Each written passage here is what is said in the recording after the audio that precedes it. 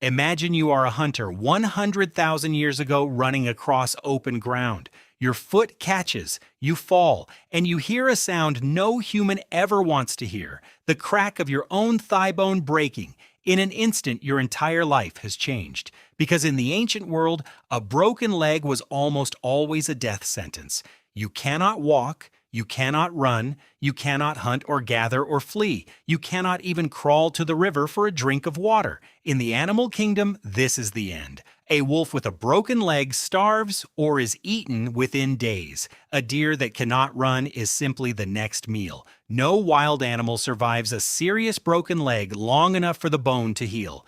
And yet, archaeologists keep digging up ancient human skeletons with broken bones. That healed fully, solidly, with months of recovery locked into the bone, which raises one of the most beautiful questions in all of prehistory. If a broken leg kills you, how did these people survive? The answer is the reason you and I are here at all. To understand this, you have to understand what a broken femur really means.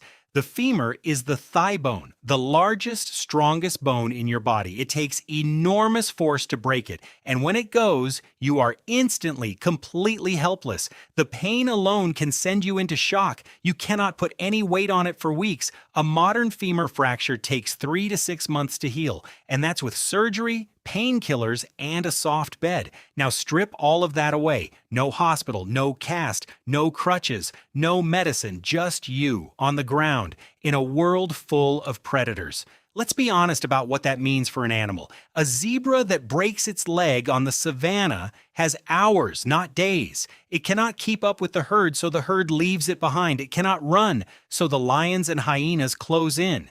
Nature is not sentimental. The injured are left behind. This is the default setting for almost every living thing on Earth. For a lone human, it should have been exactly the same.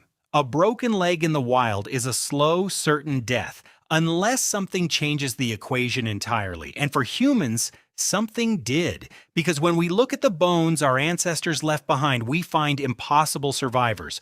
All over the world, in caves and ancient graves, the same thing appears: skeletons with terrible injuries that clearly healed, broken legs mended solid, shattered arms knitted back together, fractured skulls with new bone grown over the wound. These people did not die from their injuries. They lived for months, sometimes years afterward.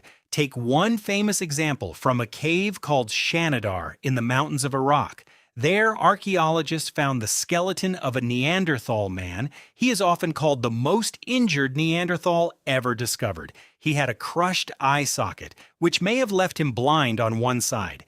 He had a withered, useless arm, possibly amputated below the elbow. He had damage to his leg and walked with a severe limp. Any one of these injuries should have killed him in the wild, and yet he lived for years with all of them at once. He was old by the standards of his time when he finally died. A blind, one-armed, limping man does not survive alone in the Ice Age, which means quite simply that he was not alone. Someone fed him, someone protected him, someone kept him alive. There is a famous story about this often told in classrooms. An anthropologist is asked, "What is the first sign of civilization?" People expect her to say a tool, a clay pot, or a cave painting. Instead, she holds up a human thigh bone with a healed fracture, and she says, "This is the first sign of civilization." Now, historians aren't certain she ever really said those exact words, so let's treat it as a story, not a documented fact. But the idea underneath it is powerful, and it is real, because a healed femur genuinely does prove something extraordinary. It proves that when this person fell, someone chose to stay. Somebody carried them out of danger. Somebody built them a place to rest. Somebody brought them water day after day. Somebody hunted and gave up part of their own food for weeks. Somebody protected them while they were utterly defenseless. That healed bone is a frozen record of compassion. It is kindness written into the skeleton and preserved for 100,000 years. And if that thought just hit you, take a second and hit the like button. It really does help this channel. So how did they actually keep an injured person alive? The first challenge is the most urgent: moving them. A person with a broken leg cannot be left where they fell, so the group had to carry them, sometimes for long distances, on their backs, on dragged frames of branches, on simple stretchers of hide and wood. Every step would have been agony for the injured and exhausting for the carriers. The second challenge was the bone itself, and ancient humans understood more than we often give them credit for. To heal straight, a broken bone has to be held still. There is evidence that ancient people used splints, straight sticks or bark, bound alongside the leg with strips of hide or plant fiber. This holds the bone in place while it knits back together. It is the same basic principle a modern doctor uses today. They may have packed the injury with mud, clay, or leaves. Some of the plants they used are now known to reduce swelling or pain. They didn't know the chemistry, but they knew from experience that it worked. The third challenge was time. And time was the hardest part of all, because healing a femur is not a matter of days. It is months of someone being unable to contribute, months of being carried, fed, and guarded, in a world where every calorie had to be hunted or gathered by hand. Keeping one injured person alive was a genuine sacrifice for the whole group. And they made that sacrifice anyway, but this raises a hard question. In such a brutal world, why keep an injured person alive at all? They cannot hunt. They cannot run. They slow the whole group down. From a cold, purely survival point of view, it makes no sense. So why did our ancestors do it? The first answer is simply love. The injured person was not a stranger. They were a mother, a brother, a daughter, a best friend. Humans form deep bonds, and we do not abandon the people we love easily. But there is a second answer, and it is just as important. Keeping injured people alive was actually good for the group. Because an injured hunter still has a lifetime of knowledge in their head where the water is in a drought, which plants are poison, how to track a wounded animal, where the herds go in winter. A person with a broken leg can still teach. They can still make tools with their hands while sitting still. They can still watch the children and mind the fire. They can still hold the memory of the entire group. In a world with no books, a living elder was a living library, and you do not throw away a library just because it cannot run. So compassion and survival pointed in the same direction. Caring for each other didn't make us weak. It may be the single greatest advantage our species ever had, but I promised you the honest version. So here is the other side. Not every ancient human was cared for. The same archaeological record that shows healed bones also shows something darker. It shows violence, skulls cracked by clubs, ribs pierced by arrows and spears, bones that show the marks of murder, not mercy.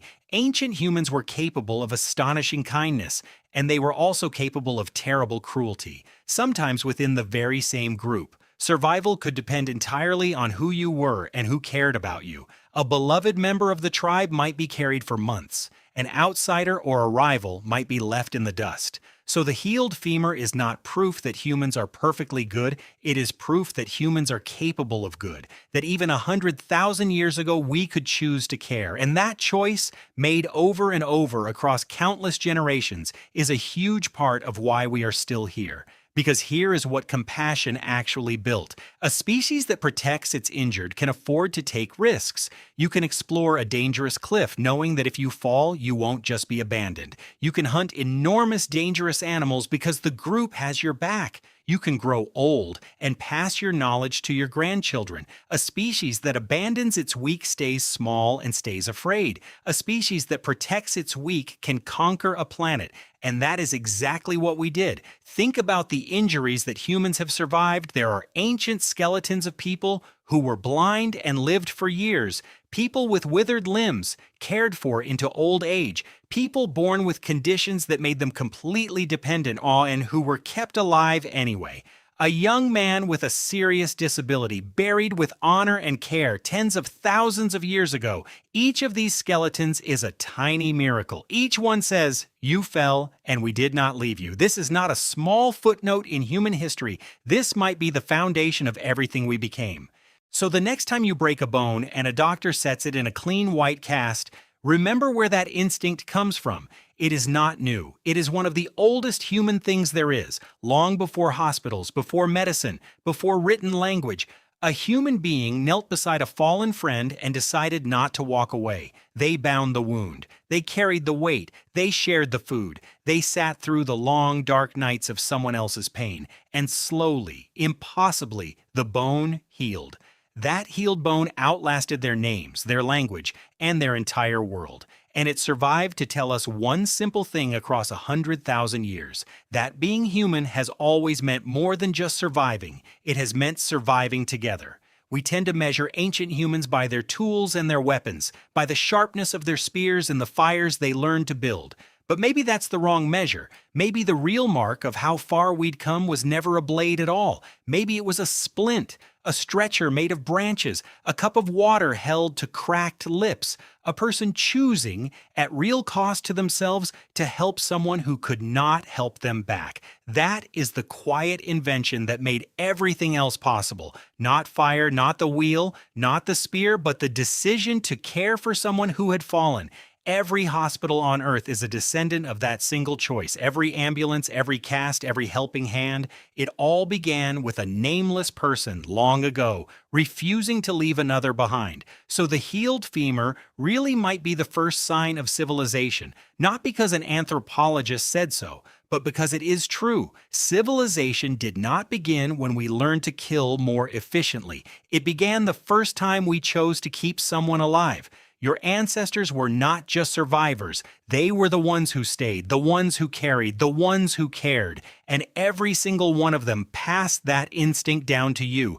It is still in you right now. It is the reason you feel something when you see a stranger fall. That feeling is 100,000 years old, and it is the best thing our species has ever made. So look after the people who fall around you, because that, more than any tool, is what makes us human. It always has been. So tell me in the comments, who is the person who stayed and carried you when you fell? And if this meant something to you, subscribe, because these stories are about you too.